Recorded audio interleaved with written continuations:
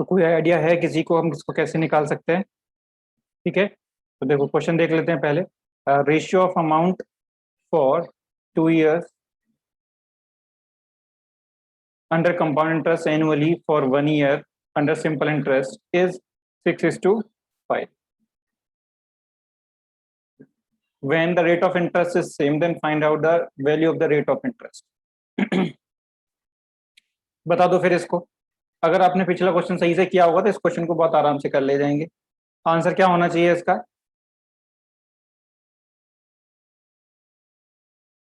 इस क्वेश्चन को मैं बता रहा हूं, आपको पेन छूने की जरूरत नहीं है। अगर आपने पिछली क्लास के कंसेप्ट थोड़े से क्लियर कर लें, even not a single pen आपको लगाने की जरूरत नहीं है।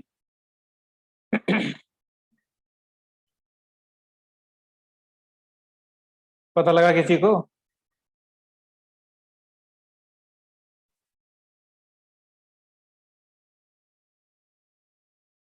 देखो, यहाँ पे रेशियो दिया हुआ है किसका? CI/SI, है ना? अब CI 2 year का है और जो SI है वो 1 year का है। ठीक है, दोनों का जो रेट है, इसका भी R है और इसका भी R है। प्रिंसिपल भी सेम रहा होगा, है ना? प्रिंसिपल भी सेम ही रहा होगा। अमाउंट क्या है? अमाउंट तो एक ही है ना दोनों में। उसी अमाउंट का 2 year का कंपाउंड इंटरेस्ट और 1 year का सिंपल इंटरेस्ट का रेशियो दे रखा है। मतलब CI यहाँ पे 2 साल का कितना, मान लो 6 रुपए है, और जो SI है वो कितना है, 5 रुपए है ना?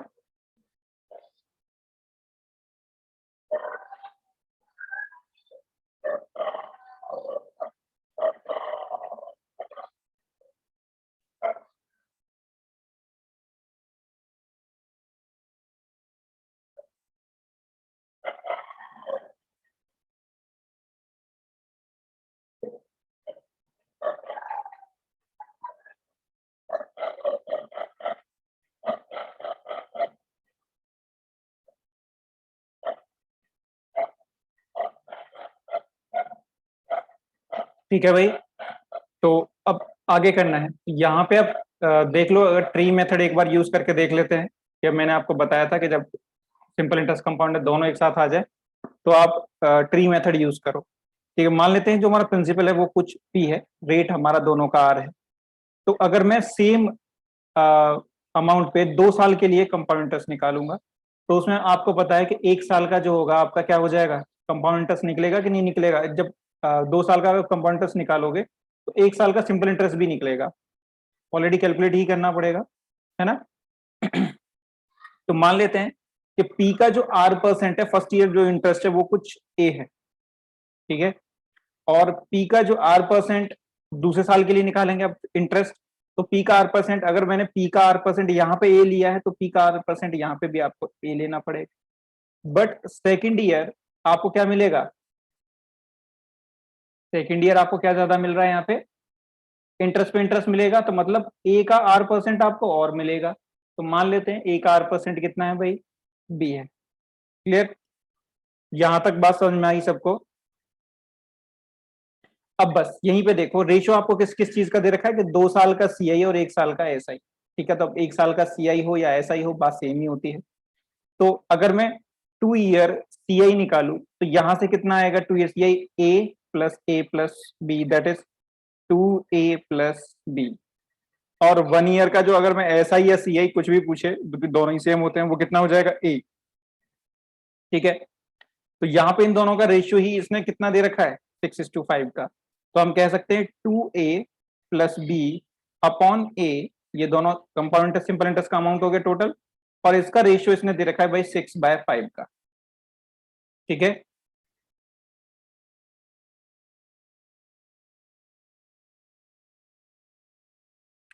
तो यहाँ पे A की वैल्यू कितनी हो गई यहाँ पे? 5। तो 2A+B = 6, है ना?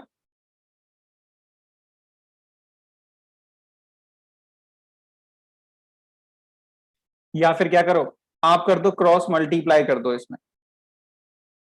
ठीक है,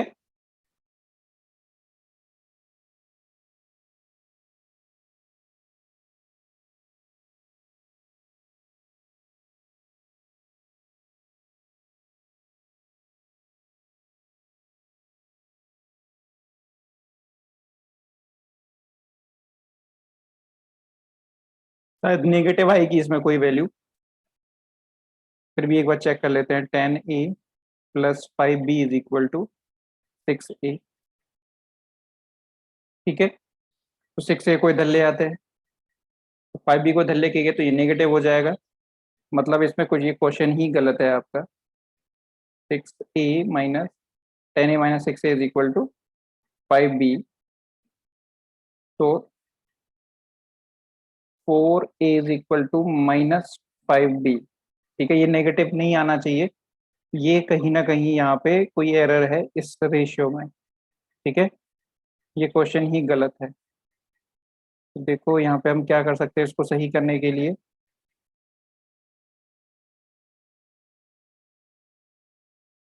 हमें यहाँ पे 6 की जगह 10 करना पड़ेगा।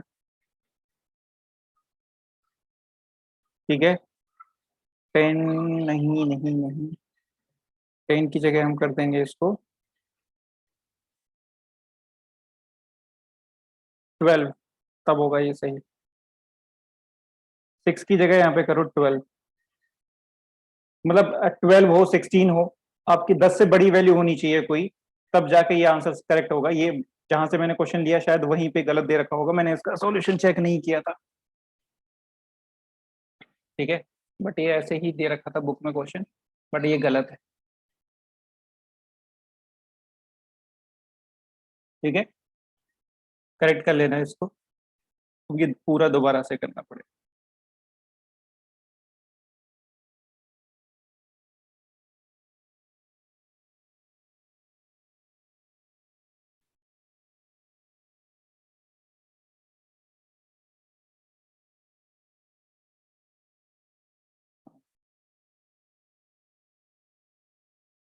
दैट इज 12:5, तो ये 2a plus B.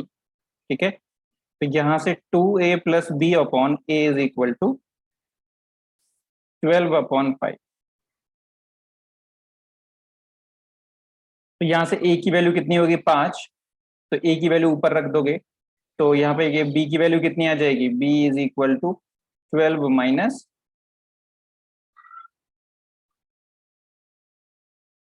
10, that is 2। ठीक है, अब a की वैल्यू आपको मिल गई 5 और b की वैल्यू कितनी मिल गई 2। ठीक है, बस यहीं से आपको रेट ऑफ इंटरेस्ट मिल जाएगा, क्योंकि a का r% b है, तो 5 का r% 2 है, तो आप रेट बता सकते हो 5 का कितना परसेंट 2 होगा। ठीक है, तो 5 into r% is equal to 2, तो r% विल बी 2/5, और 2/5 का फ्रैक्शन कितना होता है,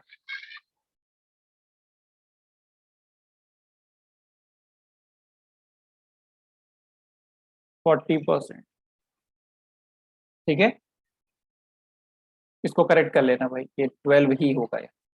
ठीक है, अब मैं आपको ये कह रहा था ना कि इसमें पेन छूने की जरूरत नहीं है, मैं ऐसा क्यों कह रहा था, तो सच में पेन छूने की जरूरत नहीं है। देखो, अब ऐसा ही इतना ही मान लो कि आपको ऐसा ही 5 रुपए मिलती है और सीआई 12 रुपए मिलती है, तो एक बात मैंने आपको बताई थी, जब 2 साल के लिए सेम रेट पे सेम प्रिंसिपल पे आप सीआई निकालोगे, तो 5-5 रुपए आपको दोनों साल मिलेंगे, फिर बाकी का मतलब एक बार 5 मिला, दूसरे साल भी 5 मिलेगा, तो 10, क्योंकि फर्स्ट ईयर के लिए तो सेम होता है ऐसा ही सीआई जो भी होगा। तो अगर 5 ऐसा ही मिल रहा है तो 5 ही आपको, यहाँ 12 में भी 5 आपको इंटरेस्ट जो मिला होगा फर्स्ट ईयर में, सेकेंड ईयर में 5, और 2 आपको एक्स्ट्रा मिला। तो ये 2 आपको एक्स्ट्रा क्यों मिल रहा है, इंटरेस्ट के ऊपर इंटरेस्ट, मतलब 5 का r% कितना है 2।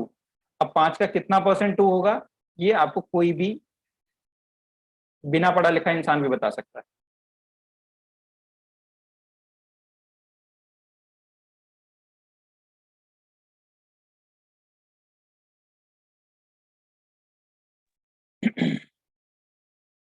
ठीक है भाई, ये पता नहीं क्यों डिस्कनेक्ट हो रहा है। तो यहाँ ये बात समझ में आ गई, इसको शॉर्टकट समझ में आया इसका सबको। जैसे हमने पिछला क्वेश्चन किया था वैसे ही यहाँ पे हमें करना था इसको, बाकी का बेसिक भी मैंने आपको साथ में बता दिया।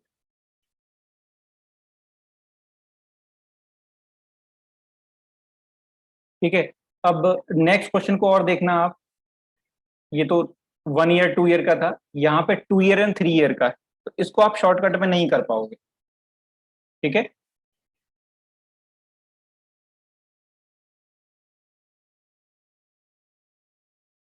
तो देखेंगे शॉर्टकट बाद में, पहले बेसिक से देख लेते हैं एक बार। वो कह रहा है person invested certain some at a certain rate of for certain time, ना यहाँ पे टाइम टाइम भी नहीं दिया हुआ है, ठीक है। On compound interest and same sum invested certain for certain time at certain rate, same rate on simple interest, ratio of the difference of compound interest and simple interest for 3 year and 2 year. यहाँ पे जो आपको दे रखा है वो difference का ratio दे रखा है, ठीक है, 3 साल के डिफरेंस का और 2 साल के डिफरेंस का, ठीक है। पिछले क्वेश्चन में तो आपको ऐसा ही और सी ही दे रखा था, बट यहाँ पे उसने डिफरेंस दिया हुआ है, 3 साल का सी आई एस आई का डिफरेंस और 2 साल का सी आई एस आई का डिफरेंस, और उसका रेशियो दे रखा है 25:8, then find out the rate of interest, ठीक है। तो पहले देख लेते हैं भाई है क्या हमारा। पहली बात तो पी की वैल्यू कोई एक है, एक ही हमारे पास रेट ऑफ इंटरेस्ट है, और दे रखा है C I difference S I for 3 years. Ratio, ratio को हम अपॉन में लिख सकते हैं, ये आपको पता है, तो मैं यहाँ पे सीधा लिख देता हूँ अपॉन में ही, फॉर 2 ईयर्स कितना है 25/8, ठीक है। तो यहाँ पे डिफरेंस दिया हुआ, तो अब इसको कैसे करें। तो जब भी कभी ऐसा क्वेश्चन हो जिसमें डिफरेंस का रेशियो दे रखा हो, आप क्या करो, ट्री मेथड को यूज करो। ट्री मेथड में मैंने आपको जैसे पिछला क्वेश्चन आपको बताया मैंने पी, ठीक है, तो प्रिंसिपल ले लो आप पी, और रेट ले लो R%, और 3 साल के लिए इंटरेस्ट कैलकुलेट करो, क्योंकि जब 3 साल के लिए काउंट करोगे तो 2 साल का उसमें अपने आप इंक्लूड हो जाएगा, ठीक है। तो first year, second year and third year.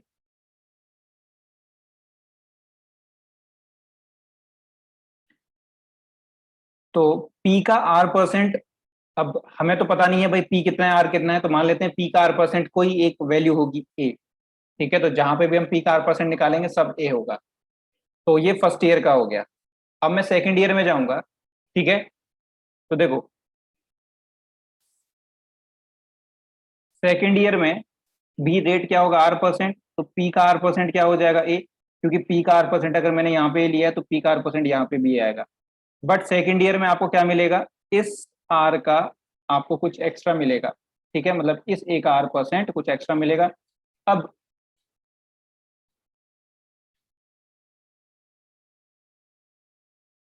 P का R% हमने ए लिया था, अब ए का R% आपको कुछ दूसरा वेरिएबल लेना पड़ेगा, तो दूसरा वेरिएबल ले लेता हूं मैं, ए का R% होगा हमारा बी, ठीक है। तो 2 साल का हमारा जो इंटरेस्ट था कैलकुलेट हो गया, कंप्लीट हो गया, ठीक है। ये सबसे सिंपल तरीका बता रहा हूँ, अगर आपको कुछ नहीं आता है तो फिर क्या करेंगे हम, थर्ड ईयर में लगाएंगे वही चीज, ट्री मेथड, R% फिर से रेट होगा, तो पी का R% फिर से ए होगा, इस ए का R% आपको और मिलेगा थर्ड ईयर में, तो ए का R% यहाँ पे बी लिया है, तो ए का R% यहाँ पे भी क्या होगा बी, इस बी का R%, ठीक है, इस बी का R%, तो ये नई वैल्यू होगी, कोई डिफरेंट वैल्यू आएगी, तो बी का R% ले लेते हैं सी, ठीक है। और इस ए का R% यहाँ पे आपको और मिलेगा अभी, दैट इज ए का R% तो हमने बी लिया हुआ है, तो यहाँ पे भी क्या आएगा, ठीक है। अब क्या करते हैं, ये चीज फिर से कैलकुलेट करते हैं, डिफरेंस कैलकुलेट करते हैं 3 साल का एस आई और सी आई का। तो देखो अगर मैं 3 ईयर्स के लिए, 3 ईयर्स के लिए एस आई की बात करूं, तो एस आई कितना हो जाएगा, एस आई मैंने बताया जो वैल्यू सेम रहती है वही एस आई होती है, that is a plus A that is 3A। वहीं अगर मैं 3 ईयर के सी आई की बात करूं, तो वो हो जाएगा 3A तो होगा ही होगा, प्लस 1 2 3B प्लस सी, ठीक है। तो 3 ईयर के लिए S I difference C I difference S I क्या हो जाएगा, 3A plus 3B plus C minus 3A plus 3B plus C minus 3A। तो 3A से 3A कैंसल आउट हो जाएगा, हमारे पास बचेगा 3B प्लस सी। ये हो गया 3 साल का डिफरेंस, तो इसको इक्वल कर देते हैं हम यहाँ पे, 3B प्लस सी ओवर। अब निकालते हैं 2 साल के लिए डिफरेंस, ठीक है। तो 2 ईयर के लिए यहाँ पे आप ऐसा ही निकालेंगे, तो 2 ईयर के लिए ऐसा ही कितना हो जाएगा, सिर्फ इतना 2A, और सी आई कितना हो जाएगा भाई 2A प्लस बी। तो जो डिफरेंस है सी आई, डिफरेंस है एस आई का, वो कितना हो जाएगा, 2a से 2a कैंसिल आउट हो जाएगा, तो बचेगा सिर्फ बी। तो 2 ईयर का जो डिफरेंस है वो आ जाएगा अपॉन बी। ठीक है। अब मुझे रेट परसेंट निकालने के लिए अगर मुझे बी और सी मिल जाएगा तो मेरा रेट ऑफ इंटरेस्ट यहाँ पे अपने आप निकल के सामने आ जाएगा। तो देखो, बस इस पार्ट को अब हमें सॉल्व करना है। तो दोनों से बी और सी का रेशियो निकाल दो, या तो क्रॉस मल्टीप्लाई करके, या फिर यहीं से देख लो कि बी की वैल्यू कितनी है, 8, तो यहां से सी की वैल्यू और निकाल दो। तो बी की वैल्यू 8 है, तो सी इज इक्वल टू कितना हो जाएगा, सी इज इक्वल टू हो जाएगा 25 माइनस 24। तो सी इज इक्वल टू कितना हो गया, 1। और B is equal to 8 value. अब कुछ भी रहा हो यहाँ पे, ठीक है, यूनिट में ही ले लो। तो अगर मैं यहाँ पे वैल्यू रखता हूँ बी और सी की अपने क्वेश्चन के अकॉर्डिंग, तो देखो बी की वैल्यू है 8 और सी की वैल्यू कितनी है, 1। तो ये 8 का आर परसेंट कितना है, 1। तो हम यहाँ से रेट ऑफ इंटरेस्ट अब इजीली निकाल सकते हैं कि 8 का जो आर परसेंट है, जो रेट है, वो इज इक्वल टू 1 आता है। तो जो आर परसेंट की वैल्यू है दैट इज 1/8, और ये हो जाएगा 12.5%। ठीक है। ये सब मैंने समझाने के लिए आपको किया है, इसको करने की जरूरत नहीं होती है, यही दिख जाता है। जो डिफरेंस होता है मैंने बताया था आपको, एक लाइन को छोड़ दो, जो नीचे बचता है वही डिफरेंस होता है। ठीक है।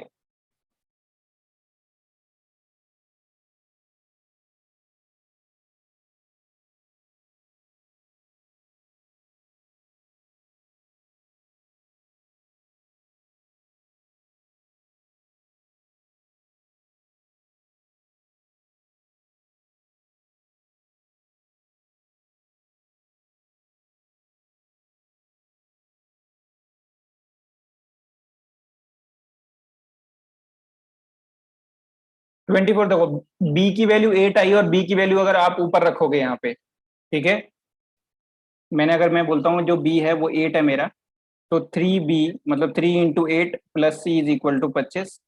तो सी इज इक्वल टू कितना आ जाएगा, 24 माइनस 25 माइनस 24।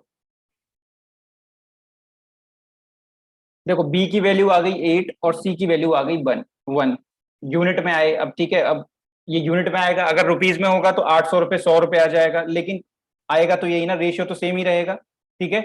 तो बी की वैल्यू मैंने 8 रख दी, सी की वैल्यू 1 रख दी यहाँ पे। तो बी की वैल्यू 8 है, मतलब अब बी से ही तो मुझे सी मिला है, बी का आर परसेंट होके मुझे सी मिला है, मतलब 8 का आर परसेंट जो है वो आपको 1 मिलेगा। तो बस ये बताना है कि जो आर परसेंट है 8 का कितना परसेंट 1 होता है। ठीक है रिया। ठीक है। देखो ये मेथड तब आप लगा सकते हैं जब आपको कुछ नहीं आता है, मतलब आपको कुछ चीज याद ही नहीं है, बेसिक कंसेप्ट याद है, ट्री मेथड याद है, तो आप यहाँ से ऐसे सॉल्व कर सकते हो। मैंने बताया था ना, ट्री मेथड काफी अच्छी अप्रोच है, जब आपके पास कुछ भी नहीं होगा तब भी आंसर दे देता है। तो ये वही चीज है, आपके पास कुछ नहीं था यहाँ पे, ना रेट था, ना प्रिंसिपल था, ना सिर्फ टाइम दे रखा था आपको। ठीक है। वो भी एग्जैक्ट टाइम नहीं दे रखा था, बस उसने डिफरेंस आपको 3 और 2 ईयर का दे रखा था, लेकिन फिर भी हमने आंसर निकाला इसका। ठीक है। लेकिन इसका एक बहुत छोटा सा तरीका भी है। छोटा सा क्या, अगर आपको वो जो फॉर्मूले याद हैं, मैंने आपको जो दो फॉर्मूले आपको लिखवाए थे, difference between C I and S I का, फॉर 2 ईयर 3 ईयर, याद है किसी को वो फॉर्मूले?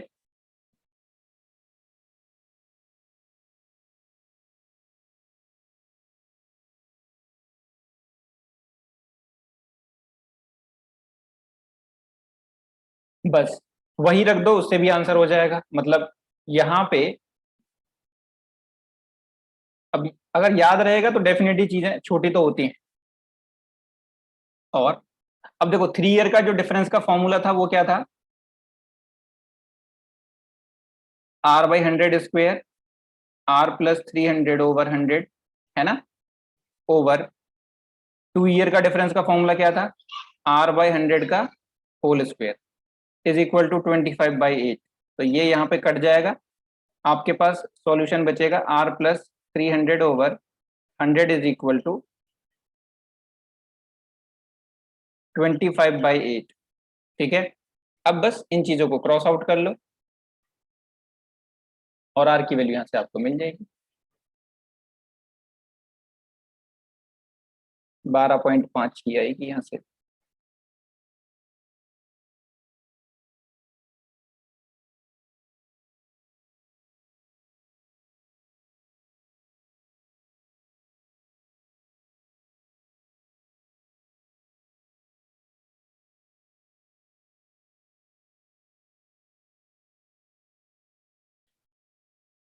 ठीक है, बस यहाँ पे ये है कि आपको फॉर्मूला याद रखना पड़ेगा, बिना फॉर्मूले के आप कुछ नहीं कर सकते।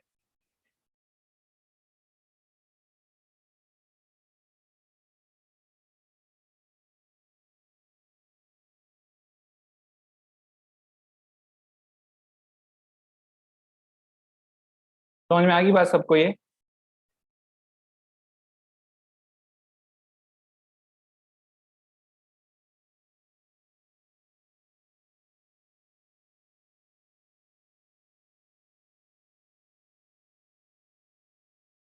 नहीं, 3 साल से ज्यादा नहीं पूछेगा, 3 साल से ज्यादा होगा तो बहुत प्रॉब्लम हो जाएगी। ये क्वेश्चन 3 साल से ऊपर नहीं बनेगा।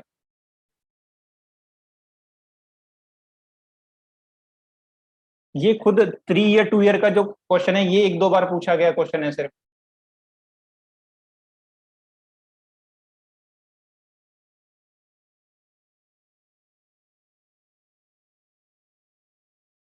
नेक्स्ट है simple interest in 2 year on certain sum is 500 rupees, ठीक है, at the rate of 5% per annum, then find out the compound interest on the same sum at same rate for the same time. जल्दी से मुझे इसका answer बता दो।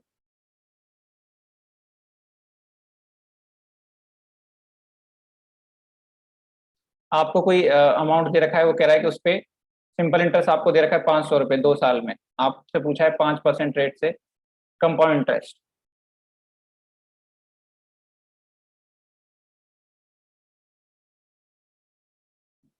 तो देखो,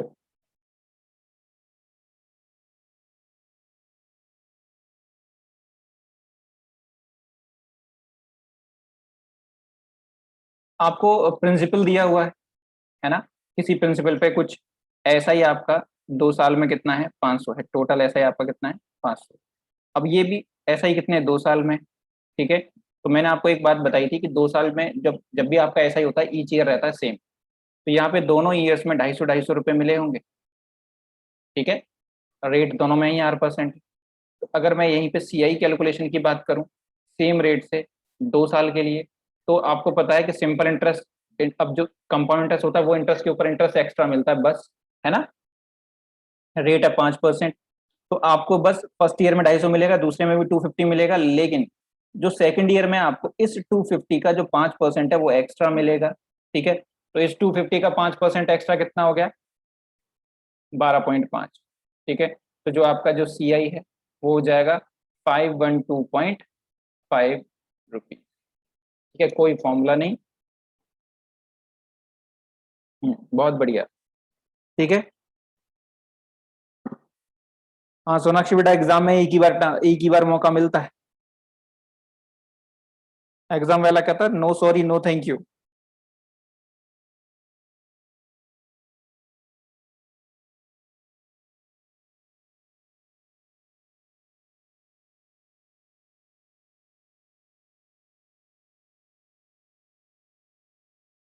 आंसर जल्दबाजी मत दो, यहाँ पे आदत मतलब खराब नहीं करनी है आपको, वो कैलकुलेशन में मिस्टेक हो गई होगी, लेकिन ये चीजें तो सुधारनी है। Next, a sum becomes 2 times of itself in 3 years, then find out in how many years it will become 8 times of itself if interest is compounded annually। ठीक है, अभी बहुत छोटे छोटे से क्वेश्चन बचे हैं जो कम देखे जाते हैं लेकिन आ जाते हैं। तो यहाँ पे क्या करो आप, 100 ले लो अपना प्रिंसिपल, है ना। तो अब वो कह रहा है डबल हो जाता है कितने साल में, 3 साल में, तो 100 से ये कितना हो जाएगा भाई, 200। ये प्रिंसिपल, ये अमाउंट कितने साल में, 3 ईयर में। तो हमें बताना है ये 8 टाइम कितने में होगा। तो आप याद रखना, आपको एक मैंने कंसेप्ट बताया था, शुरू में 2 नोट लिखवाए थे, उसमें एक नोट था कि जो कंपाउंड इंटरेस्ट में जो आपका अमाउंट होता है ना, जो अमाउंट होता है वो नेक्स्ट टर्म पीरियड के लिए या फिर नेक्स्ट टाइम फ्रेम के लिए प्रिंसिपल का काम करता है। तो 100 से हुआ ये 200, अब ये दोनों क्या बन, 200 क्या बन जाएगा, प्रिंसिपल। तो नेक्स्ट जो टर्म पीरियड होगा 3 साल का, उसके लिए ये प्रिंसिपल का काम करेगा, और ये फिर क्या बन जाएगा, जो भी रेट रहा होगा सेम टाइम में ये सेम टाइम्स हो जाता है, ठीक है। अगर ये 100 से 200 बने हैं 3 साल में, तो अगले 3 साल में ये 200 से 400 बन जाएगा। क्यों, क्योंकि 100 रुपए का एक नोट 3 साल में 2 नोट बन गया, तो अब 200 में 100 के 2 नोट हो गए, ये दोनों अगले 3 साल में सेम रेट से फिर से दो दो बन जाएंगे, मतलब 4 नोट हो जाएंगे। और हमें ऐसे कितने नोट बनाने, एक से हमें 8 बनाने, ठीक है। तो 400 से ये आगे जाके कितने बन जाएगा 3 ईयर में, 800, ठीक है। तो यहाँ पे टोटल टाइम, अब यही तो हमें करना था, फाइनल अमाउंट आपका ए आ गया। तो टोटल टाइम कितना हो गया, T is equal to 9 years, answer, ठीक है।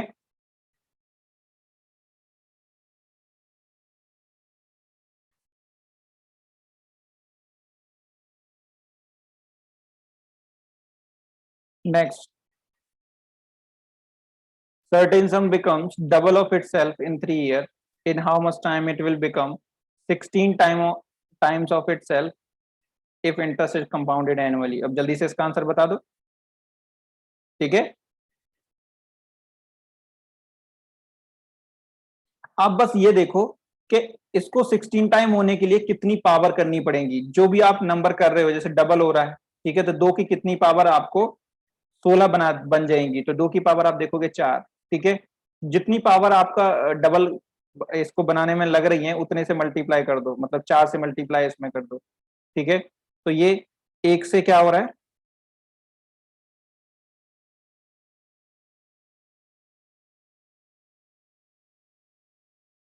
दो होने में कितना टाइम लिया इसने, 3 ईयर, ठीक है।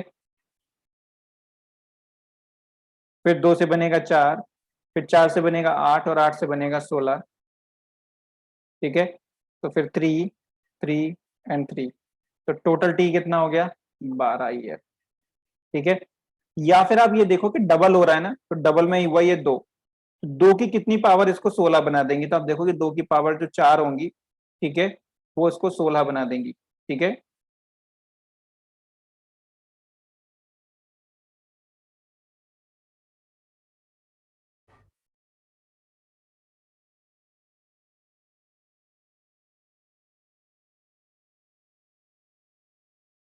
ठीक है, तो आपको क्या करना है कि बस उस टाइम में आपको 4 से मल्टीप्लाई कर देना है, तो आपको आंसर मिल जाएगा 12 ईयर। नेक्स्ट,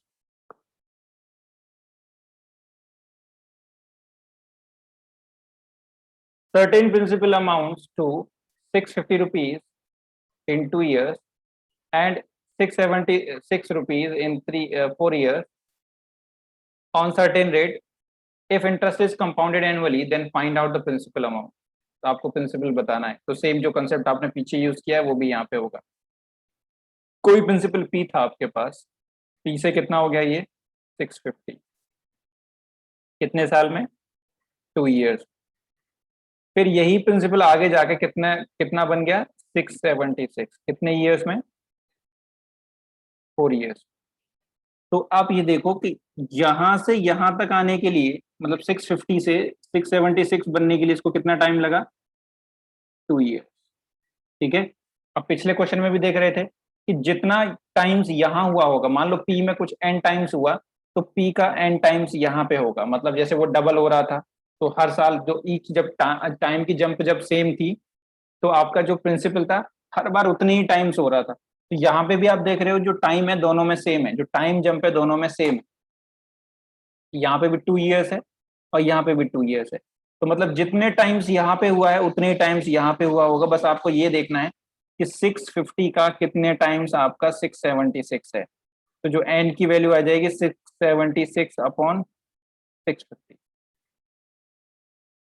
ठीक है। तो या तो इसे सॉल्व कर लो यहाँ पे, ठीक है। तो रेशियो कितना बनेगा भाई ये, जरा इसको कैलकुलेट करके बताना।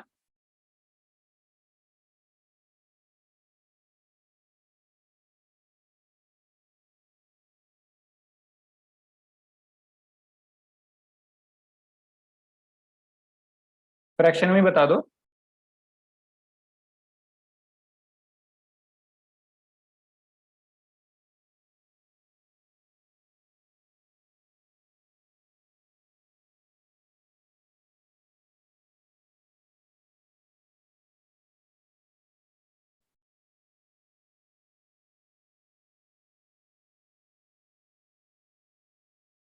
हाँ सही है, मोबाइल मैंने फ्रैक्शन में पूछा है, मोबाइल से निकाल के 1.04 बता दिया। बड़े चालाक हो तुम लोग।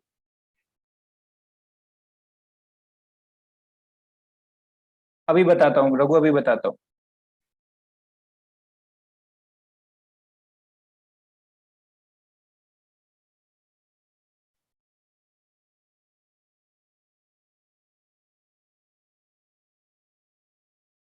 ठीक है, चलो अभी यही मान लेते हैं कि इतने टाइम्स हुआ है, वैसे भी दो से और कट जाएगा ये।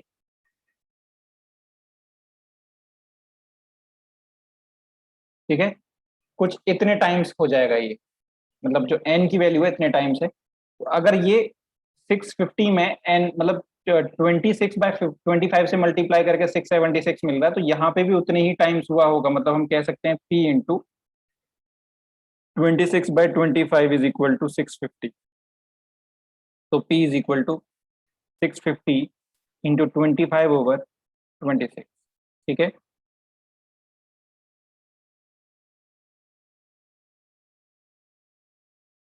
25। तो पी की वैल्यू हो गई 625 आंसर। ठीक है, अब मैं बताता हूँ कि हमने क्या किया है। आप पिछला क्वेश्चन देखो, जैसे ये वाला जो क्वेश्चन कर रहे थे, इसमें क्या हो रहा था कि जब भी जो आपका प्रिंसिपल है सेम टाइम में 3 ईयर था, यहाँ पे भी 3 ईयर था, यहाँ पे भी 3 ईयर था, तो यहाँ पे डबल डबल होता चला जा रहा था, है ना। तभी तो ये बन पा रहा था, मतलब जो कंपाउंड इंटरेस्ट है वो मल्टीप्लाई में चलता है।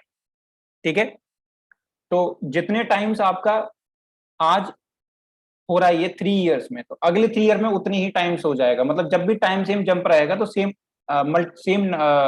फ्रैक्शन से मल्टीप्लाई या फिर किसी सेम नंबर से मल्टीप्लाई होगा वो। क्लियर, ये कहने का मतलब है यहाँ से। अब यहाँ पे भी क्या इसी चीज को रिवर्स में यूज करना है कि 2 साल में इतना बनाए, 4 साल में उतना बनाए। तो अब मैंने देखा कि 650 से 676 बनने में भी इसको कितने लगेंगे, 2 साल, क्योंकि यहाँ से आगे तो सिर्फ 2 ही साल बचेंगे जब दोनों में साइन। अब दोनों की दोनों जंप में जो टाइम है वो हो गया सेम। तो जितने टाइम्स यहाँ पे एन जो है वो नंबर ऑफ टाइम्स है। ठीक है, अगर यहाँ पे ये 676 हुआ है तो यहाँ पे भी तो एन टाइम्स हुआ होगा पहले। पी का इंटू एन हुआ होगा तब ये 650 बना। फिर 650 का इंटू एन हुआ होगा तो ये 676 बना है। तो हमें बस ये निकालना है कि ये कितना है, एन की वैल्यू क्या है। तो एन की वैल्यू के लिए 650 into N is equal to 676। N की वैल्यू आ गई 26/25। ठीक है, अब बस यहाँ पे इनकी वैल्यू को रख देना है। तो P into 26/25 is equal to कितना होगा, 650। तो यहाँ से P की वैल्यू आपकी 625 आ गई। सबको क्लियर हो गया। मतलब आप ये बात याद रख सकते हो कि जो सिंपल इंटरेस्ट होता है वो प्लस में चलता है ना। सेम सम प्लस होगा।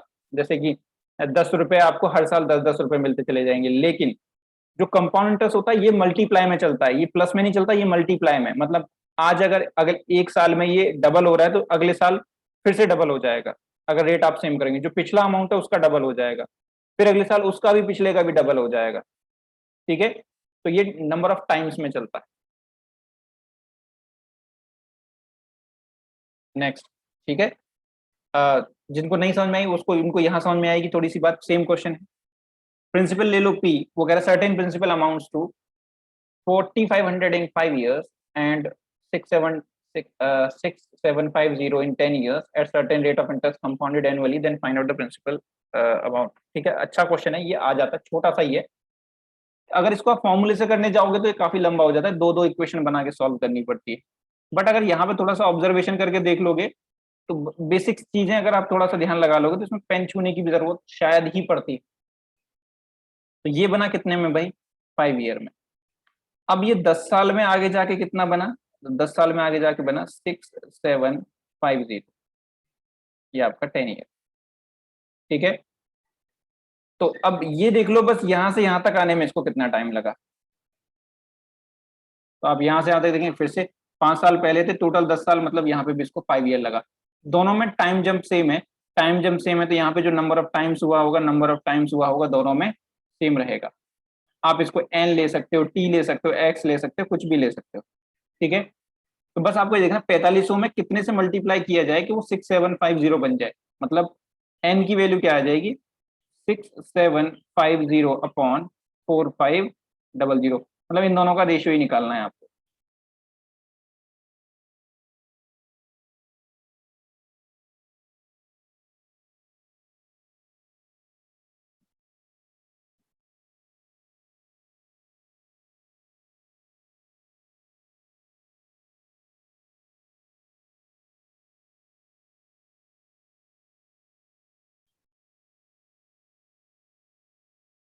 तो रेशियो बनेगा 3/2, मतलब जो n की वैल्यू है दैट इज 3/2।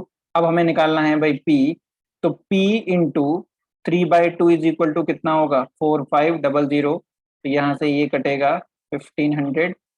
ठीक है, तो p इज इक्वल टू कितना आ जाएगा, 3000।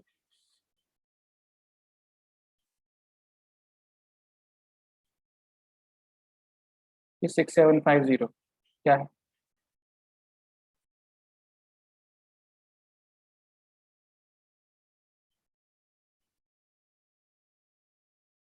एग्जाम में कोई सॉरी नहीं, कोई थैंक यू नहीं, ठीक है।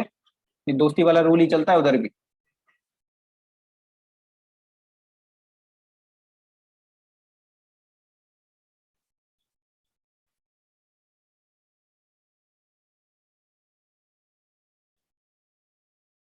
बात क्लियर होगी सबको?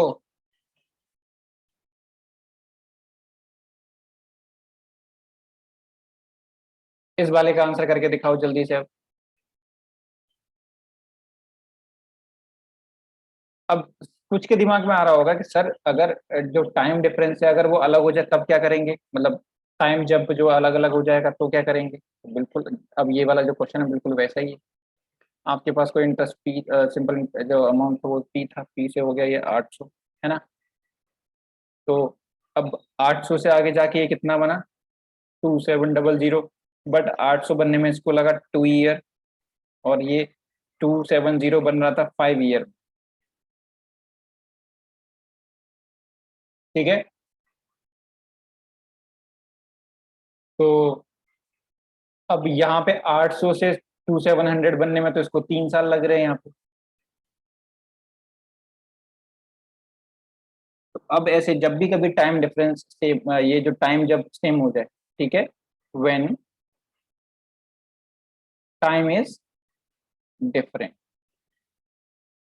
ठीक है, आपको क्या करना है, देन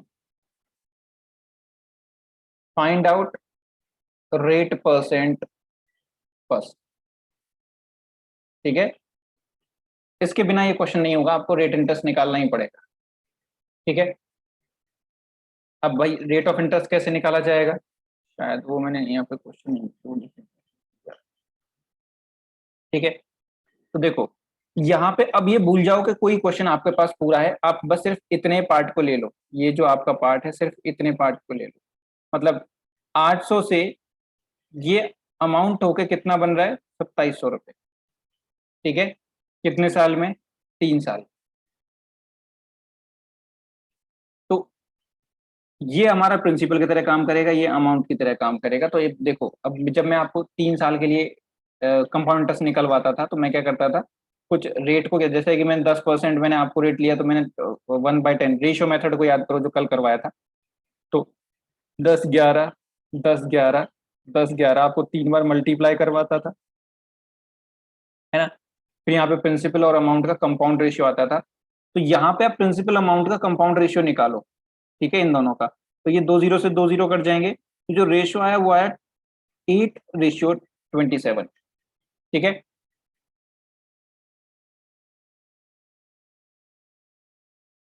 तो अब देखो, अब कंपाउंड रेशियो यहाँ पे भी है, कंपाउंड रेशियो यहाँ पे भी है। मुझे रेट ऑफ इंटरेस्ट निकालने के लिए मुझे ये सिंपल इंटरेस्ट, ये सिंपल रेशियो चाहिए वापस। तो मैं क्या करूंगा, इसको वापस क्यूब रूट ले दूंगा, तो मुझे 10:11 मिलेगा। मतलब इसका मैं अगर क्यूब रूट ले दूं, क्योंकि 3 बार मल्टीप्लाई किया है, 1331, तो मुझे फिर से 10/11 मिलेगा, और मुझे पता चल जाएगा प्रिंसिपल। अब ये सिंपल हो गया, तो 10 से कितना हुआ, 11, तो मुझे एक इंटरेस्ट मिला। तो रेट ऑफ इंटरेस्ट क्या हो जाएगा, 1/10, दैट इज 10%। जो चीज मैंने शुरू की थी एंड में वापस से मुझे वही मिल गई। ठीक है, तो ये रिवर्स में ऐसे जा सकते हैं हम। तो यहाँ पे भी क्या है, 8 से वो कितना बन रहा है, 27। ठीक है, 8 से कितना बन रहा है, 27। तो मुझे यहाँ पे बस क्या ले देना है, इनका क्यूब रूट ले देना है, क्यूब रूट ऑफ। ठीक है, तो ये बनेगा 2:3। ये याद रखना आप कि अगर 2 साल में हो रहा है तो स्क्वायर रूट लेना है, 3 साल में तो क्यूब रूट लेना है, और अगर 4 साल के लिए तो 4 रूट लेना है। क्यों? क्योंकि 2 साल में 2 बार मल्टीप्लाई होता है, 3 साल में 3 बार मल्टीप्लाई कर होता है। ठीक है, तो यहाँ पे 2 से ये हो गया 3, इंटरेस्ट कितना मिला 1, तो जो रेट ऑफ इंटरेस्ट है that is 1/2 is equal to 50%। अब आपको रेट ऑफ इंटरेस्ट यहां से मिल गया, ठीक है। अब आप इस वाले पार्ट को देखो,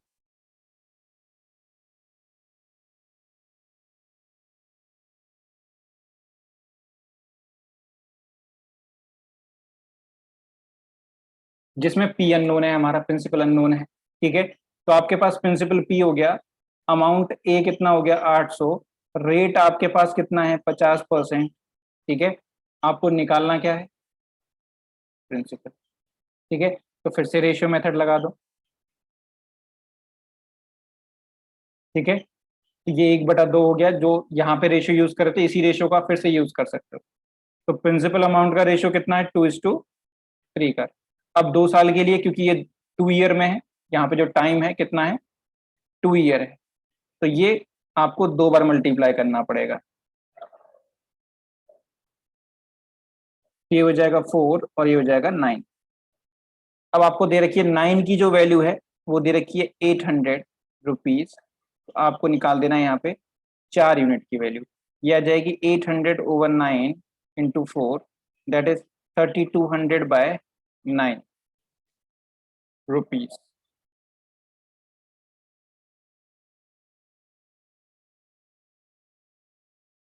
इस क्वेश्चन को इसी तरीके से किया जाएगा, इसको करने का और कोई तरीका नहीं है आपके पास। आपको पहले इसमें रेट फाइंड ही करना पड़ेगा, देन आपको इसमें प्रिंसिपल की वैल्यू मिलेगी। जब भी टाइम डिफरेंट होगा आपको ऐसे करना पड़ेगा।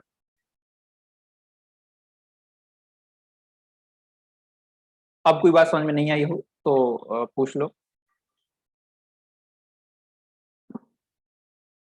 सोनल, उसमें 4500 तो होगा ना, प्रिंसिपल में कुछ एन से मल्टीप्लाई करेंगे तभी तो 4500 बनेगा, तभी तो लिया है बस।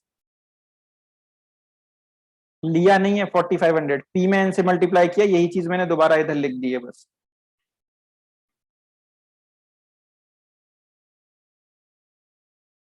ठीक है।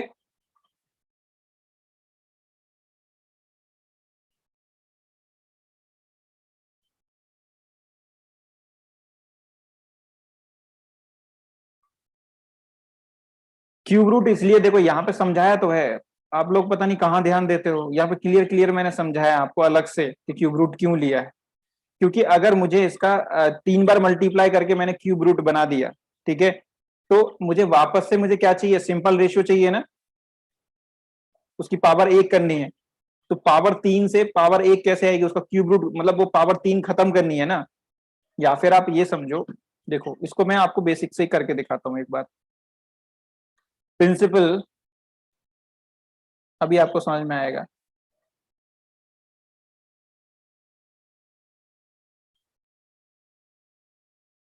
प्रिंसिपल अपॉन अमाउंट का जो रेशियो है आपको मान लो दिया है, उसने मैंने आपको दिया था कितना, 1000/1331, ठीक है, किसी का भी।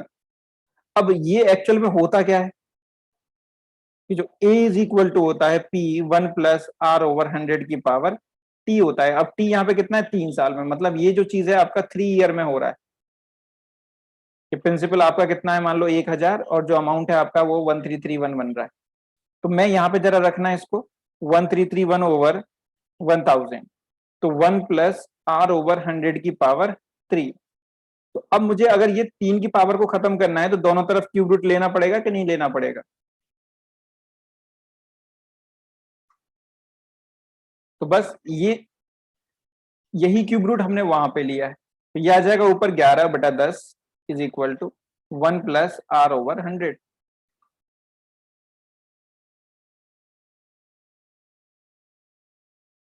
ठीक है।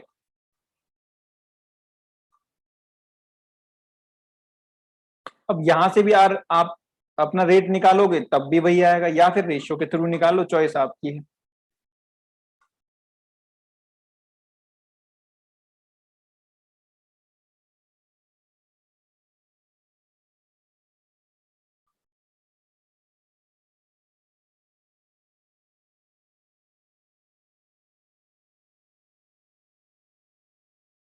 प्रिंसिपल और अमाउंट का रेशियो सेम रहेगा, हाँ। देखो रेट अगर सेम है, रेट तो सेम है ना दोनों ही केसेस में, ये 3 साल के जंप में भी आपका रेट वही है और 2 साल में भी रेट वही है, ठीक है। तो जो सिंपल रेशियो है वो तो सेम रहेगा हर जगह, 50% है तो 50% ही रहेगा,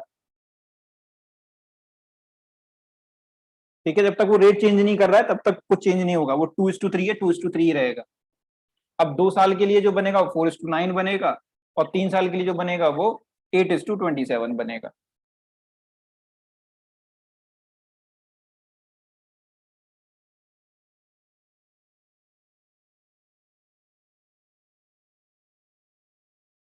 ठीक है।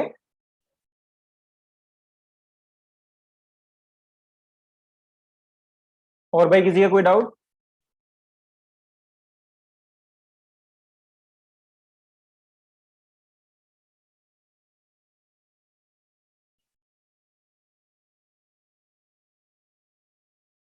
चलो नेक्स्ट, अभी डिवीजन वाला क्वेश्चन है यहाँ पे। तो जैसा आपका पिछला वाला क्वेश्चन था वैसा ही, मतलब जो सिंपल इंटरेस्ट में होता था वही यहाँ पे वैसे ही आपको यहाँ पे करना है। यहाँ पे इसने एक अमाउंट दे रखा है 1301 रुपीज, ठीक है। शॉर्टकट में इसका भी बता दूंगा, लेकिन पहले एक बार बेसिक समझो कि बेसिक क्या है। तो ये आपके पास प्रिंसिपल हो गया, इसने इसको 2 पार्ट में डिवाइड किया है, divided in 2 parts, both parts invested at the rate of 4%, दोनों को 4% पे इन्वेस्ट किया है, ठीक है। ये कोमा कहाँ से आ गया, ठीक है। ये भाई कोमा को भी इसने कोमा लिख दिया है, ठीक है। First first part invested for 7 years and second part invested for 9 years, और ये पाथ नहीं है पार्ट है। If each part gives equal amount on the turn, then find out the principal of the both part if interest is compounded annually. वो कह रहा है दोनों पार्ट इक्वल अमाउंट देते हैं, ठीक है। आपको बताना है कि दोनों का जो पार्ट्स का जो प्रिंसिपल अमाउंट था वो क्या था। तो 1301 को उसने डिवाइड किया P1 P2 में, आप भी कर दो, ठीक है। इसको इसने रेट दोनों में ही सेम है, दोनों का जो रेट है वो 4% है, लिख देता हूं। ये यहाँ पे 7 years के लिए है और ये यहाँ पे 9 years के लिए। तो मैं अगर इसमें अमाउंट A1 निकालूंगा, that is P1 plus R/100 की पावर T1 दैट इज 7, और A2 is equal to P2 1 plus R/100 की पावर T2 दैट इज 9, और A1 is equal to A2 इसने दिया है, तो क्वेश्चन के अकॉर्डिंग ही करते चले जाओ, अपने आप आंसर मिल जाएगा।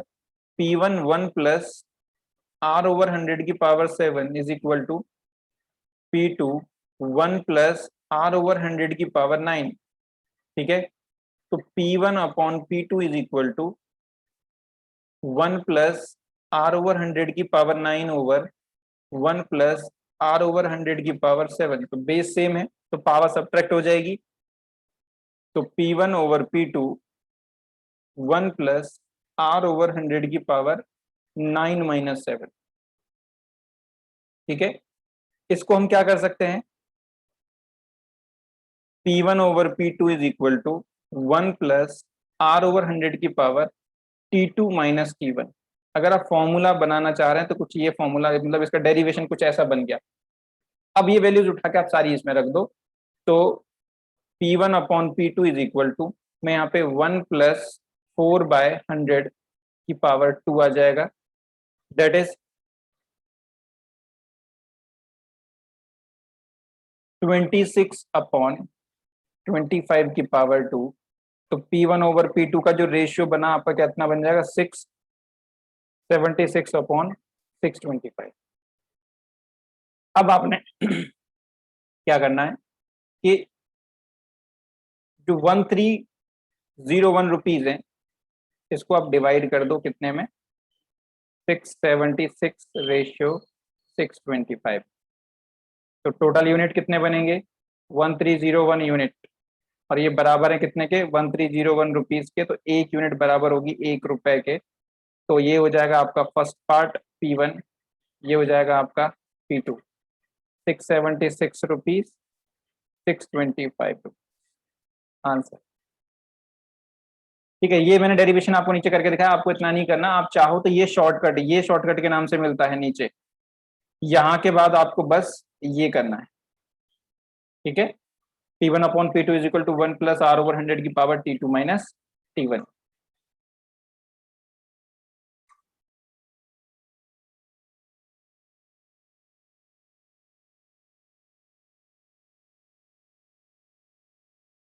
क्लियर?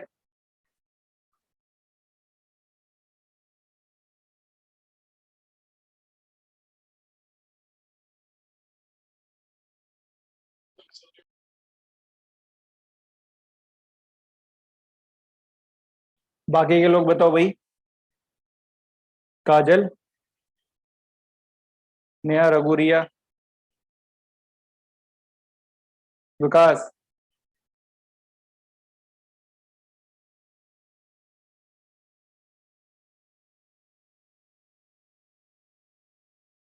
ठीक है।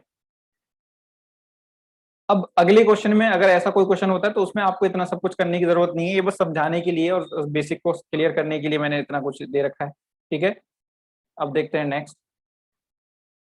तो यहाँ पे भी इसने सेम क्वेश्चन दिया हुआ, वो कह रहा है 5046 dividing in two parts invested 5% per annum for 9 years and 11 years respectively. If each part gives equal amount on their turn return, then find out the principal amount. ठीक है, कंपाउंडेड एनुअली। तो जब भी कुछ ऐसा हो, मैं एक और शॉर्टकट आपको बता देता हूँ, वो बेसिक समझाने के लिए हो गया। ठीक है, तो इसके लिए शॉर्टकट आप कुछ ऐसा कर सकते हो कि R% को आप तोड़ना एन अपॉन डी की फॉर्म में। ठीक है, तो P1 ओवर P2 जो आपका होगा that is an plus D over D की पावर टाइम डिफरेंस। ठीक है, टाइम की केस में टाइम डिफरेंस कभी कभी एज रिलेटेड भी आ जाता है, याद रखना एज डिफरेंस भी आप यहाँ पे डाल सकते हैं। मतलब कभी कभी अगर एज वाला हो जाए, बता दूंगा अगला क्वेश्चन आएगा तो यहाँ पे इसको लिख लो भी कि एज डिफरेंस, टाइम डिफरेंस और एज डिफरेंस जो होता है वो सेम होता है, दोनों ही चीजें हो सकती है यहाँ पे। तो अब देखो सीधा P1 P2 का आपको रेशियो मिल जाएगा यहाँ पे। यहाँ पे फ्रैक्शन कितना है 5%, जो आपकी R की वैल्यू है वो कितनी है 5%, दैट इज 1/20। तो आप यहाँ पे 20 प्लस 1/20 की पावर, और टाइम डिफरेंस कितना है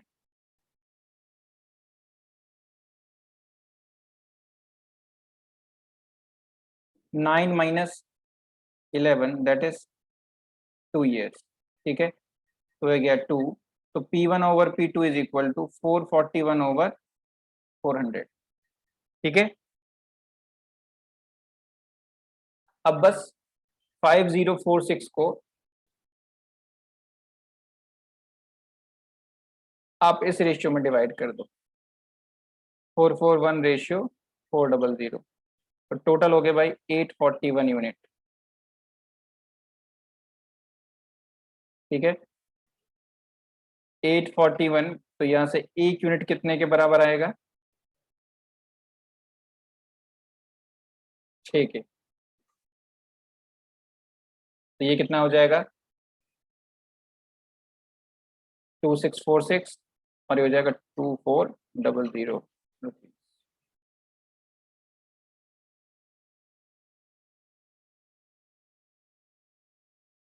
तो पिछली बार ये चीज को मैंने और सिंपल कर दिया शॉर्टकट के नाम से, आप भी इसको याद रख सकते हैं ऐसे करने, ऐसे सॉल्व करने के लिए।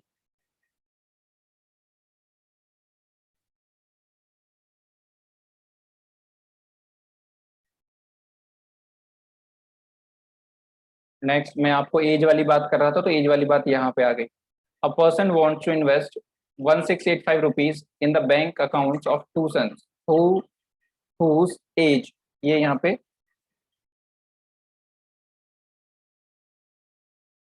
As are 12 years and 16 years respectively in such a way that they will get equal amount at an age of 60 years। जब वो 60 साल के हो जाएंगे दोनों, तो उनको सेम अमाउंट मिलेगा। इंटरेस्ट रेट है 33.33% per annum, then find out the principal amount. ठीक है, कंपाउंडेड एनुअली। ठीक है, और हमें बताना है कि यंगर सन के पास कितना जो अब यंगर सन के अकाउंट में कितना अमाउंट इसमें से डिपॉजिट होगा। ठीक है, मतलब P1 P2 की वैल्यू बतानी। तो वही शॉर्टकट लगा दो कि R% को आप N/D की फॉर्म में ब्रेक करो, दैट इज 1/3, क्योंकि यहाँ पे 33% है। तो जो P1/P2 है, ठीक है, अब यंगर सन आपको पता है कि जो छोटा होगा उसके उसके में अमाउंट कम जाएगा, जो एल्डर होगा उसका अमाउंट ज्यादा होगा। तो P1/P2 कितना हो जाएगा? 4/3 का। अब यहाँ पे ऊपर आएगा एज डिफरेंस, यहाँ पे आएगा भाई एज डिफरेंस, और एज डिफरेंस कितना है? 16 - 12, दैट इज 4। तो P1/P2 इज इक्वल टू 4/3 की पावर 4, दैट इज 256/84। क्लियर? अब बस 1685 को आप इस रेशियो में डिवाइड कर दो, P1:P2, 256/84। तो टोटल यूनिट कितने हो गए?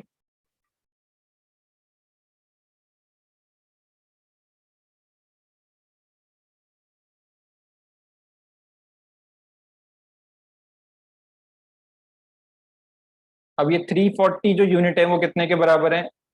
1685 के। तो जो 1 यूनिट बराबर हो जाएगी 1685 डिवाइडेड बाय 340।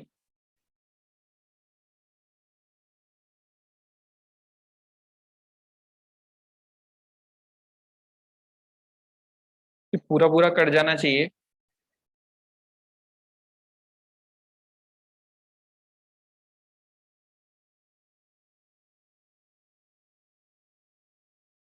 अच्छा 84 नहीं, ये कितना आएगा? 81, सॉरी।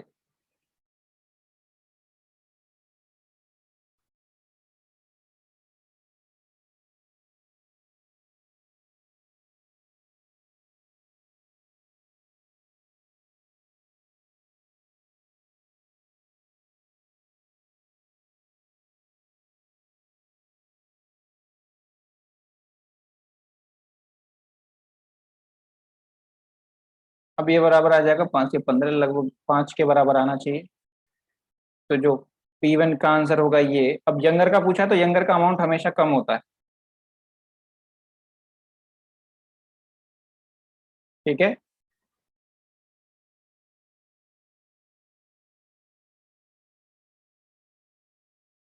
एल्डर का हो जाएगा 1280 rupees.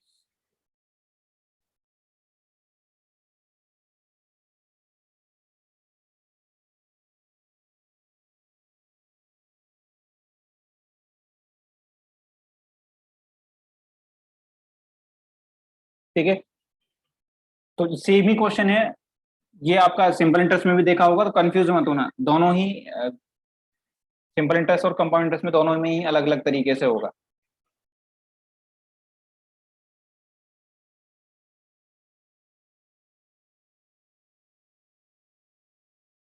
Next, based on installment. ठीक है, देखो सिंपल इंटरेस्ट का जो इंस्टॉलमेंट था वो काफी कॉम्प्लिकेटेड था। ठीक है, मैंने आपको जो क्विज वाले क्वेश्चन क्विज दिए हैं दोनों सिंपल इंटरेस्ट के, उनमें भी क्वेश्चन मैंने डाले हुए हैं, उनको एक बार जरूर अटेम्प्ट करना। बहुत अच्छे क्वेश्चन हैं वो सारे के सारे। ठीक है, बट कंपाउंड इंटरेस्ट का जो आपका जो इंस्टॉलमेंट का केस है वो काफी इजी है, मतलब आप चाहो तो इसे रट के भी काम चला सकते हो, मतलब वैसा ही होगा, चेंज नहीं होता। सिंपल इंटरेस्ट में काफी चीजें आपको समझनी पड़ती। तो देखो यहाँ पे करा, man borrowed some amount of money later, he later, पता नहीं क्या है,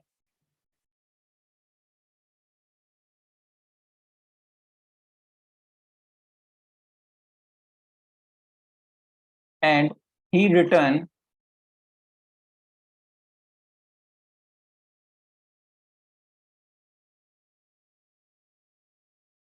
ऑल अमाउंट इनटू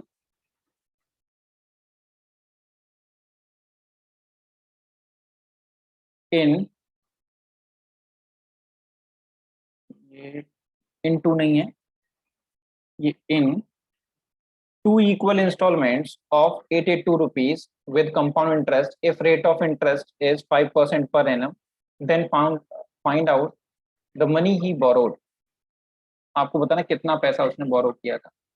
जब भी कभी कंपाउंड इंटरेस्ट में इंस्टॉलमेंट का केस, ठीक है, तो आप रेट एक तरफ लिखो, तो रेट कितना है आपके पास, 5%। ठीक है, यहाँ पे प्रिंसिपल और अमाउंट के रेशियो मेथड ही यूज करना है, यहाँ पे इंस्टॉलमेंट वाले केस में रेशियो मेथड ही यूज करना है। तो प्रिंसिपल और अमाउंट का रेशियो देखना है। अब यहाँ पे ईच इंस्टॉलमेंट का आपको अलग अलग रेशियो देखना पड़ेगा पहले। तो जो पहली इंस्टॉलमेंट, ठीक है, एंड सेकंड इंस्टॉलमेंट। एक बात बताओ कि जब आप पहली इंस्टॉलमेंट पे करोगे तो उस पे कितने साल का इंटरेस्ट लगेगा, 1 साल का। तो 1 साल के लिए कंपाउंड इंटरेस्ट का जो सिंपल इंटरेस्ट का जो रेशियो होता है वो सेम रहता है प्रिंसिपल अमाउंट का। तो 5% का फ्रैक्शन कितना बनेगा, 1/20, मतलब ये 20 था, तो ये कितना हो जाएगा, अमाउंट होके 21। ठीक है, तो 1 साल के लिए तो यही होगा। बट जब मैं सेकंड इंस्टॉलमेंट पे जाऊंगा तो सेकंड इंस्टॉलमेंट पे आपका इंटरेस्ट कितने साल का कैलकुलेट होगा, 2 इयर्स का। तो 2 इयर्स का कंपाउंड इंटरेस्ट हम कैसे निकालते हैं, रेशियो मेथड से, 20 20 21 इनका मल्टीप्लाई करके, है ना। तो वही चीज यहाँ पे करना पड़ेगा। इसका जो रेशियो बनेगा सेकंड इंस्टॉलमेंट का प्रिंसिपल अमाउंट का कुछ इतना बनेगा। मतलब यहाँ पे मैं इसको मल्टीप्लाई नहीं कर रहा हूँ, यहाँ पे हम इसको पावर्स में लिखेंगे। ठीक है, मतलब पहली इंस्टॉलमेंट के लिए पावर 1, दूसरी इंस्टॉलमेंट के लिए पावर 2, तीसरी इंस्टॉलमेंट के लिए पावर 3। तो ये आपको रेशियो मिल जाएगा ईच इंस्टॉलमेंट का। ठीक है, बट वो कह रहा है कि यहाँ पे जो इंस्टॉलमेंट का जो अमाउंट है वो इक्वल वापस कर रहा है, दोनों में, दोनों में सेम अमाउंट वापस कर रहा है। बट आप देखोगे जो हमने रेशियो निकाला है इसमें जो अमाउंट है वो डिफरेंट है, यहाँ कुछ है और यहाँ कुछ है। यहाँ 21 की पावर 1 है, यहाँ 21 की पावर 2 है। तो आप क्या करेंगे, अब जैसे हम मिक्सचर में करते थे कि जो चीज सेम है उसको आप सेम बना देंगे, यहाँ पे ए की वैल्यू सेम है तो हम इसको सेम करेंगे। दैट इज, यहाँ पे मुझे 21 का मल्टीप्लाई करना पड़ेगा तो इसमें भी 21 का मल्टीप्लाई करना पड़ेगा। तो ये बनेगा 420, ये बन जाएगा 441, ये बनेगा 400 और ये बनेगा 441। ठीक है, अब इन वैल्यूज को आपको इग्नोर कर देना है, बस अब कैलकुलेट कर देना है। तो यहाँ पे टोटल देख लो, तो टोटल प्रिंसिपल कितना हो जाएगा, 820 यूनिट। ठीक है, अमाउंट निकालोगे तो 441 दैट इज 882 यूनिट हो जाएगा। ठीक है, अब उसने दिया क्या है हमें, अमाउंट ऑफ इंस्टॉलमेंट दे रखा है, तो इंस्टॉलमेंट का अमाउंट कितना है यहाँ पे, 441 यूनिट। ठीक है, तो हम कह सकते हैं 441 यूनिट इज इक्वल टू कितना है, 882 रुपीज। तो यहाँ से 1 यूनिट की जो वैल्यू है वो कितनी आ जाएगी, 2 रुपीज। तो यहाँ पे 1 यूनिट की वैल्यू अगर 2 रुपए आ गई तो आपकी 820 यूनिट की वैल्यू कितनी आ जाएगी, 1640 रुपीज। हाँ जी,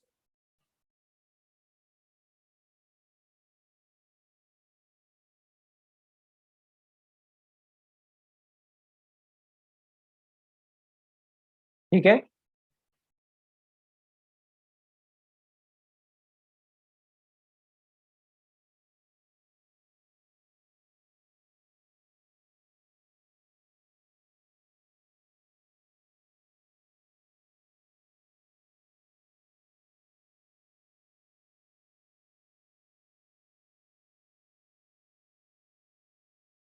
बात समझ में आई सबको।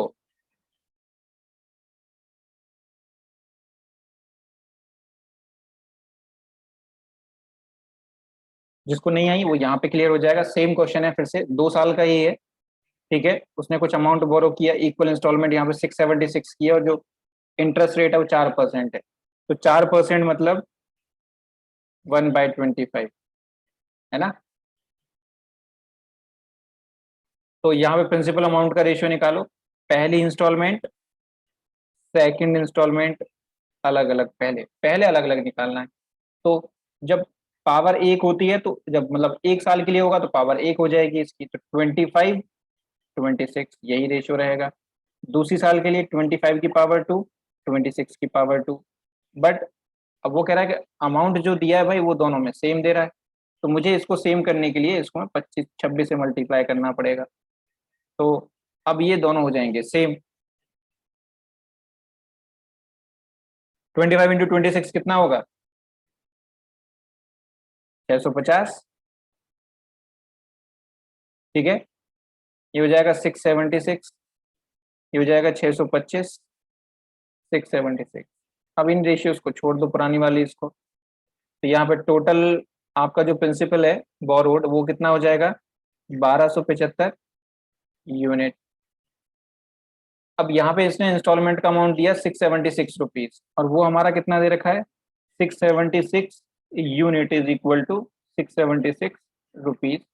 यहाँ से एक यूनिट की वैल्यू कितनी हो गई, 1 रुपीज। तो यहाँ से प्रिंसिपल अमाउंट कितना हो गया, 1275 रुपये। क्लियर। बस ये कंपोनेंट टेस्ट आपका खत्म होने वाला है। तो लास्ट क्वेश्चन चल रहे हैं इसके।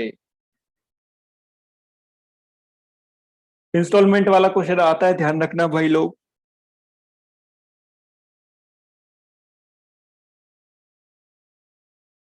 अब यहाँ पे 3 साल के लिए दे रखा है, यहाँ पे 3 इक्वल इंस्टॉलमेंट्स है। ठीक है, 5% रेट दिया हुआ है। तो 5%, बस आपको आर पकड़ना है, आर का फ्रैक्शन बनाना है 1/20, प्रिंसिपल अमाउंट का रेशियो। तो यहाँ पे 3 इंस्टॉलमेंट है, तो फर्स्ट, सेकंड एंड थर्ड। तो पहली इंस्टॉलमेंट के लिए पावर कितनी हो जाएगी, 1, दैट इज 20, 21। दूसरी इंस्टॉलमेंट के लिए पावर 2, तीसरी इंस्टॉलमेंट के लिए पावर 3। ठीक है, बट वो कह रहा है भाई सबका जो अमाउंट है वो सेम है तीनों रेशियोज में, मतलब एक ही वैल्यू तीनों में सेम है। तो आप क्या करेंगे, इन तीनों को सेम करना है। ये 21 की पावर 3 है, ये 21 की पावर 2 है, तो इसमें एक 21 से मल्टीप्लाई करना पड़ेगा, इसमें 21 की पावर 2 से मल्टीप्लाई करना पड़ेगा। ठीक है, अब 21 का क्यूब कितना होता है भाई,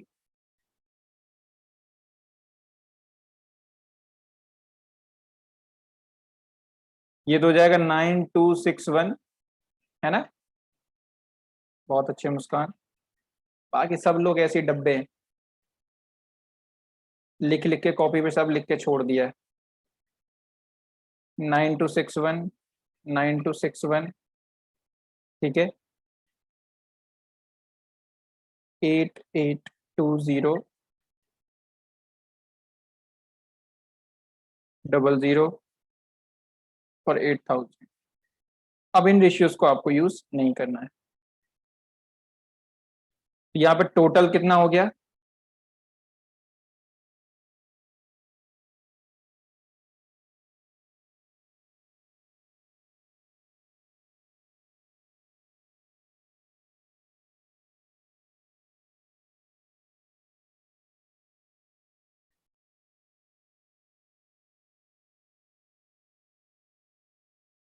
to five double two zero unit आपका टोटल प्रिंसिपल हो गया।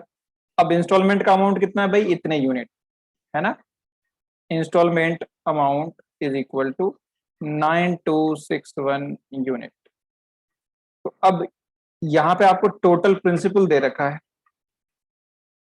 ये इक्विवेलेंट है कितने के, 12610 के। तो यहाँ से 1 यूनिट की वैल्यू आपको निकालनी पड़ेगी, 25220 ओवर 12610। ठीक है, तो जीरो से जीरो कैंसिल हो जाएगा। ठीक है,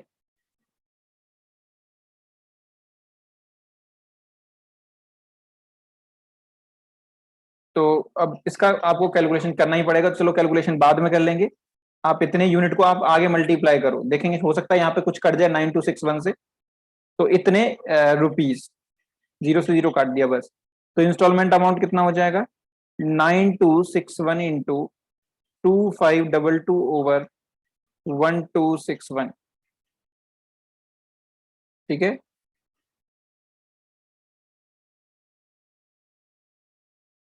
तो कुछ इसको ब्रेकआउट करो और मुझे बताओ कितना आएगा आंसर इसका।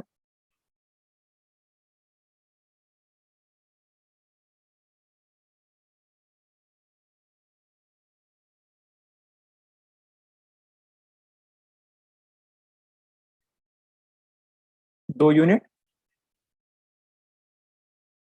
किसका 2 यूनिट आएगा, हाँ इसका आंसर आएगा 18। अरे पागल हो गया, इतना कैसे आ जाएगा। अमाउंट है 12,610।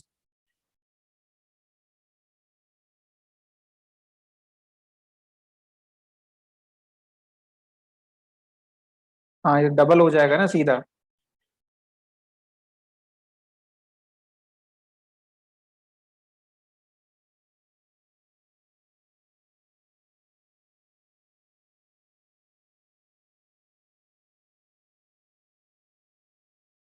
फिर से कुछ क्वेश्चन गलत लिख गया क्या?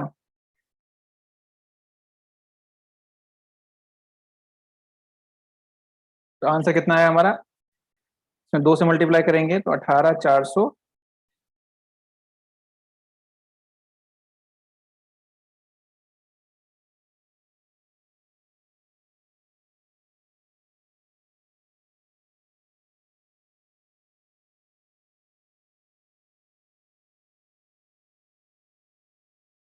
522।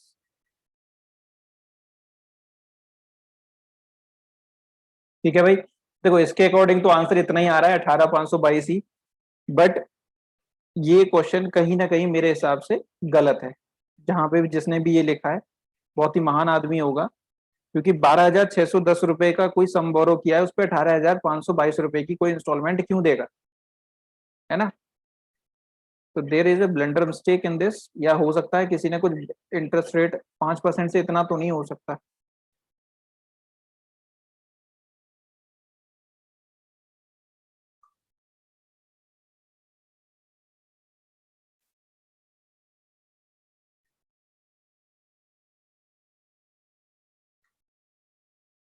देखिए, हमारी तो कैलकुलेशन सारी बढ़िया है। देखो भाई, इस क्वेश्चन के अकॉर्डिंग यही आंसर है, और एग्जाम में होगा तो इतना ही आंसर होगा। अगर ऐसा क्वेश्चन होगा तो पैटर्न बिल्कुल सही है, कोई गलती नहीं है। हो सकता है क्वेश्चन में कोई गड़बड़ हो, तो let it be like this. ठीक है, 18,500 ही होगा। बाकी चेक कर लेना कहीं कोई कैलकुलेशन मिस्टेक हो, बट मुझे लगता नहीं है इसमें कुछ है। ठीक है, चलो नेक्स्ट क्वेश्चन करते हैं। ये तो खत्म हो गया। मतलब इतने ही क्वेश्चन आपके कंपाउंड टेस्ट में थे। देख लेना रेशियो का कोई, अगर ऐसा कुछ होगा कोई क्वेश्चन तो सही होगा, एग्जाम में सही आएगा। कभी कभी कुछ बुक्स में एरर मिल जाते हैं, तो वही एरर यहाँ पे कुछ हुआ है।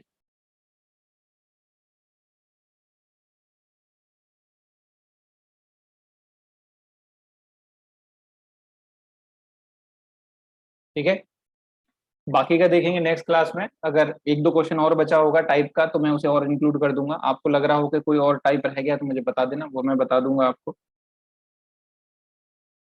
ठीक है।